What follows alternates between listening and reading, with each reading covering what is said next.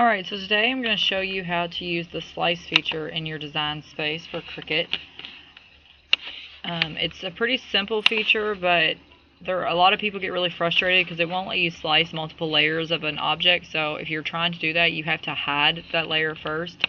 So let me show you an example of a layer that you would have to hide and why it will not work, just so that if you're feeling irritated and frustrated with the process and it's not working for you, and I've been there, because when I first got my machine I was very frustrated because I didn't understand how to use a lot of the buttons.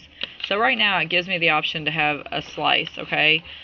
But if I try to slice it from another object, so like this square, just say I wanted the outline of this for whatever reason, if I select all, it does not give me the option to slice. As you can see over here at my slice button, it's not that white color, it's a dark gray.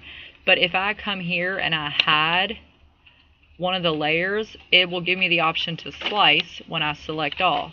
So if I wanted to slice that object into this square, then all I would have to do is just hide one of the layers, or you could delete the layer if you wanted to. It would be up to you.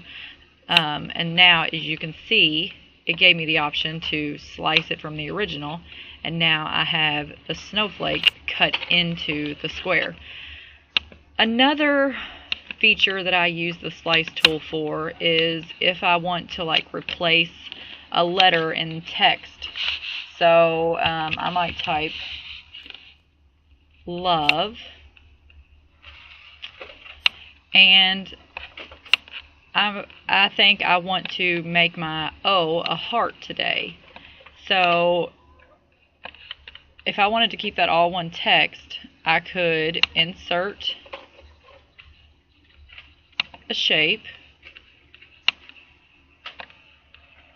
and put it over top of my O, select all, and slice it. And what that will do is take away the O from my text, which is not necessary to do that. Obviously you could just type an L and then make a new text box and type VE and leave the center spaced. That would be perfectly acceptable. I'm just simply showing you how to use the slice feature so that you could do it for the future. And if I wanted to, maybe I want to have an O, but instead of a circle in the center, the oval in the center, I think I want to have a heart in the center. So I'm going to make my circle, or kind of oval shape that I have going on here. Try to get it in position. I can always change that here in a few. Then I'm going to insert my heart to the size that I want. And I'm just going to put it right in the center of my circle. I'll make it a little more oval. Okay. And then, see, as you can see when I just selected all, it does not give me the option to slice it. There's too many layers. There's 3 objects selected. It's not going to let me do it. So what I'm going to have to do is move my object, which, let me go back because I selected both of those at the same time. If I just tried to drag one, it would just pull this one away.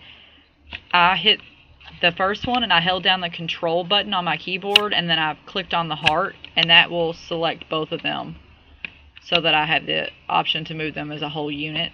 Well, that didn't work, of course, now that I tried to say that. So I'm going to select that, hit the control button. So they're both selected. So now, as you can see, my slice button is available. So I can slice out that heart in the center of my circle so that I can use that circle as my O. And then I'm just going to delete the pieces that were on that layer. Now it looks a little funky right now because it's not the same color, which always drives me a little crazy when it's in design space. So I always change the color to match the rest of the words so that it looks prettier, so I know kind of what I'm getting into. So if I wanted to use a circle for my O, I could do that. Alright, thanks for tuning in. Be sure to subscribe for future videos.